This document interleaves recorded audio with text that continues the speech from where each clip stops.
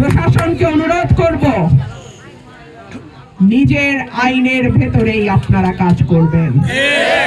প্রশাসনকে অনুরোধ করব, কোন প্রার্থীকে ডান চোখে আর কোন প্রার্থীকে বাম চোখে দেখবেন না।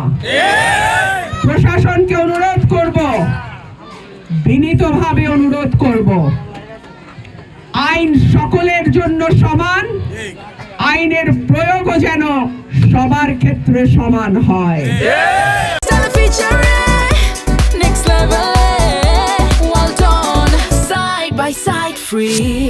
আমরা 17 বছর কোন সুষ্ঠু নির্বাচন করতে পারি নাই।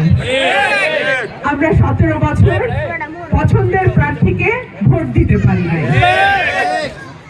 দীর্ঘ 17 বছর পর বাংলাদেশে একটা নির্বাচন আসছে। আমি আশা করব এই নির্বাচনে আমার এলাকার প্রতিটি ভোটার, 5 লক্ষ ভোটার আছে আমার এলাকায়, 19টা ইউনিয়ন, এই 19টা ইউনিয়নের 5 লক্ষ ভোটার প্রত্যেকেই ভোট কেন্দ্রে যাবেন, নিরাপদে নিশ্চিন্তে তাদের পছন্দের প্রার্থীকে ভোট দেবেন।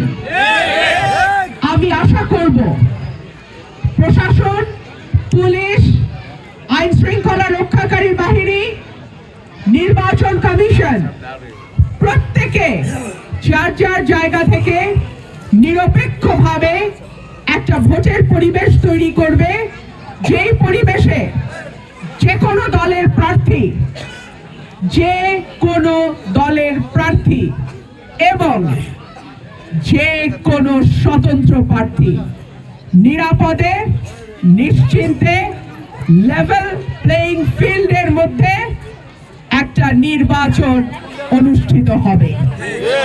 আমরা আশা করব কোন দলের প্রার্থী বা কর্মীরা অন্য কোন প্রার্থী বা কর্মীদেরকে কোন রকম কোন ভয় ভীতি দেখাবে না। আমি আশা করব প্রশাসন নিরপেক্ষ থাকবে, পুলিশ নিরপেক্ষ থাকবে, কমিশন নিরপেক্ষ থাকবে, সরকার নিরপেক্ষ থাকবে। আর যদি নিরপেক্ষতার কোনো ঘাটতি আমরা দেখি, 5ই আগস্টের কথা সবাই স্মরণে রাখবেন।